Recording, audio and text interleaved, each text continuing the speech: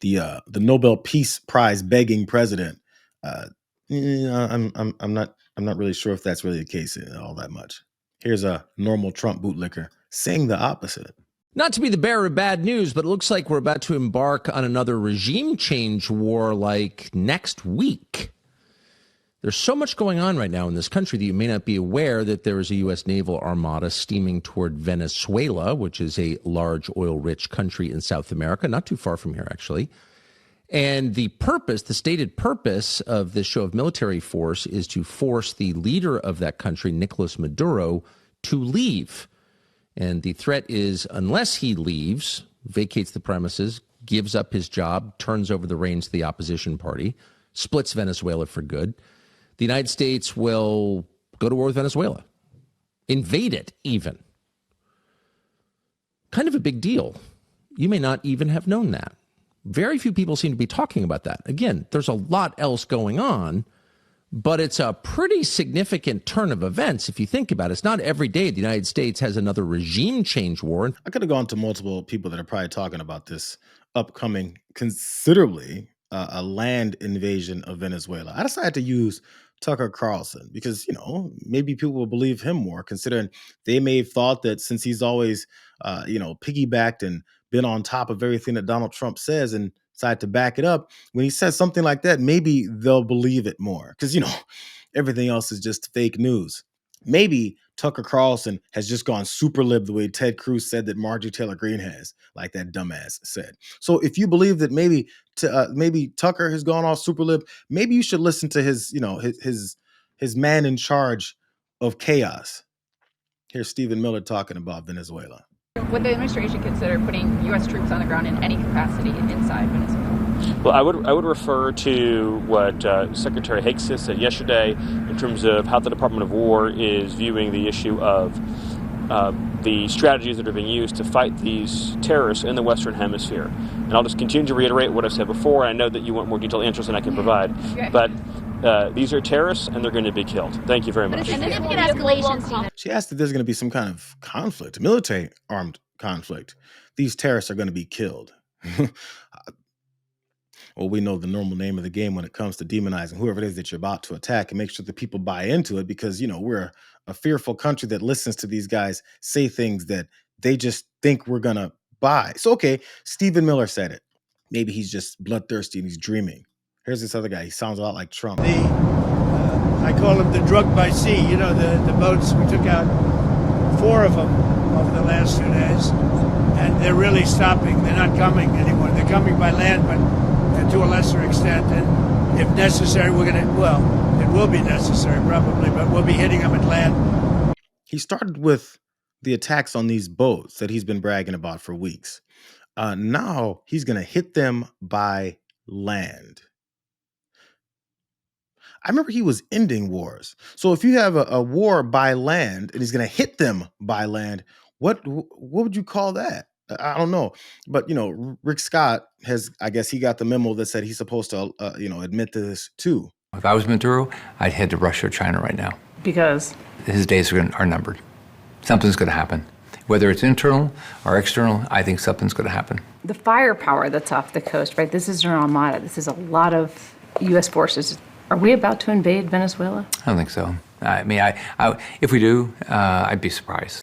Wait, hold on. Hey, Rick, you just said, I think he should run. Something is going to happen. Then when asked if we're going to invade Venezuela, I don't know. What's going to happen then? So what's going to happen?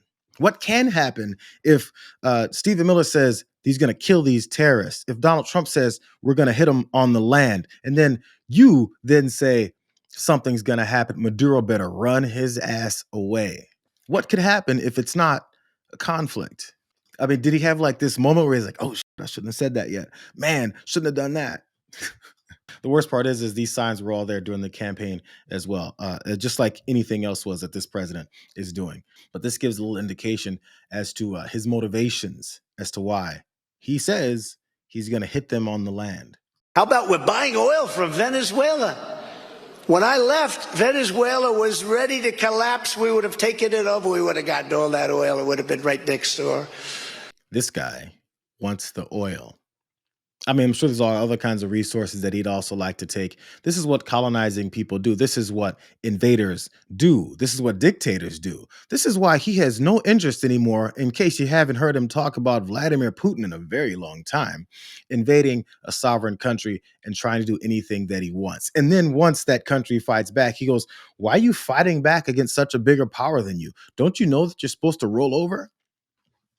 Donald Trump has had this mindset since forever. I'm not sure how long it is from that, but that was definitely during the campaign, to try and come in and do something like this. But they need an excuse. He had that moment when he was talking about, they got all that oil, man. Don't you know what I can do with that? I can steal it, bro. He's talked about previous wars when we were there for resources. This isn't the first time this country has tried to do things like this. And then take those resources and say, look at the victory we've got.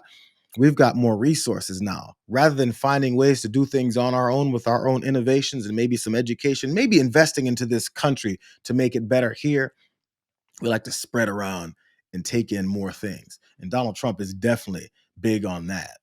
They need other excuses. The excuses are spreading. And the excuses are always, these people that we're about to invade are the bad guys.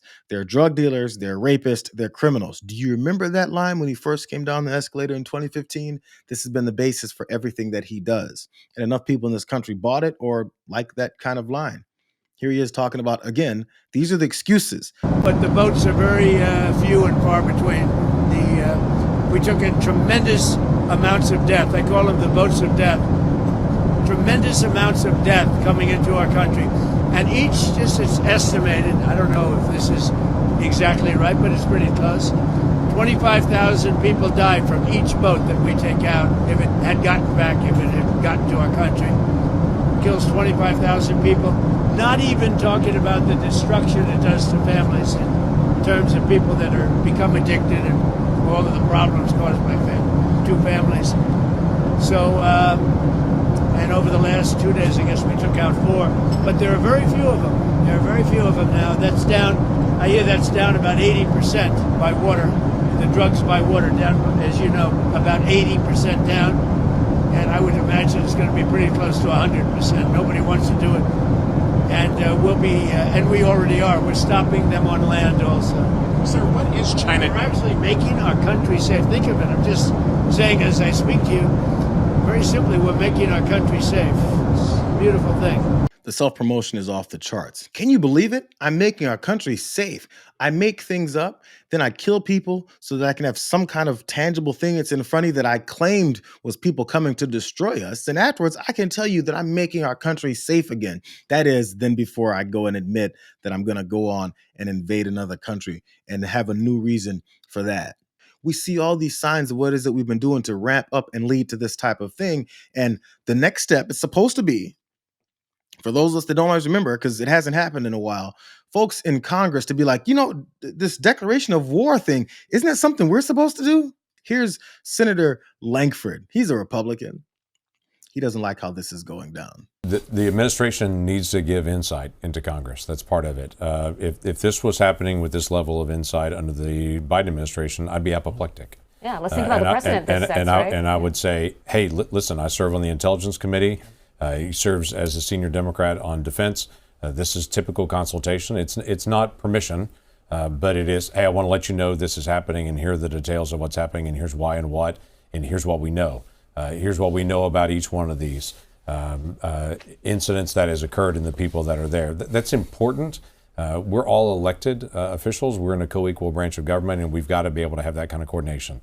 Now, we need to be able to engage on drugs. I have Oklahomans that are dying from methamphetamine, from cocaine, from fentanyl, and from different drugs that are laced with fentanyl on it and mixing it in. That's happening in my state as it's happening all around the country. We tried a lot of different approaches to be able to stop it.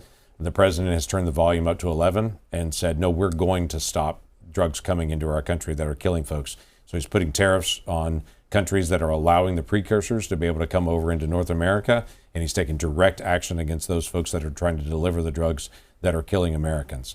Those are entirely appropriate to do. What we're missing is the communication, the coordination, and the ability to be able to say, let's talk out loud about this.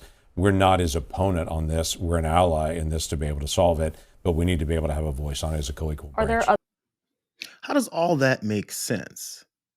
You notice every time a Republican has the slightest bit of disagreement with what Donald Trump is doing publicly, they have to then talk about how great he is, what he's doing is great. We actually agree with him on 98% of it. It's just these very little 2% that we don't agree with him on. And that last 2%, we're going to say that we don't agree with him on it. And then afterwards, we're going to let him do it anyway.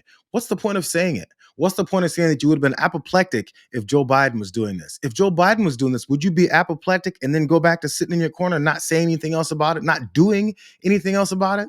Instead, he's killing people indiscriminately, and we don't have any kind of authority over this. We're not declaring war. So as he's killing people, and then we don't like that part, at the same time, the people that he's killing is trying to stop an end to this whole drug trade that's happening in the United States where we're receiving drugs. Why are you, while you're saying he's doing wrong things, then cleansing the things that he's doing right afterwards? Someone would think that Senator Langford is on board with these killings because he just said Donald Trump is doing something to stop the drug trade. What is he doing to stop the drug trade if what it is that he's doing is he's killing innocent people without your endorsement, without you signing that declaration of war? So I guess Langford's going to be apoplectic once the Venezuelan war starts and we go ahead and hit the ground running. I'm apoplectic, but I mean, Donald Trump is invading another country. I guess he's okay to do that. What are you talking for? And did Langford look apoplectic to you?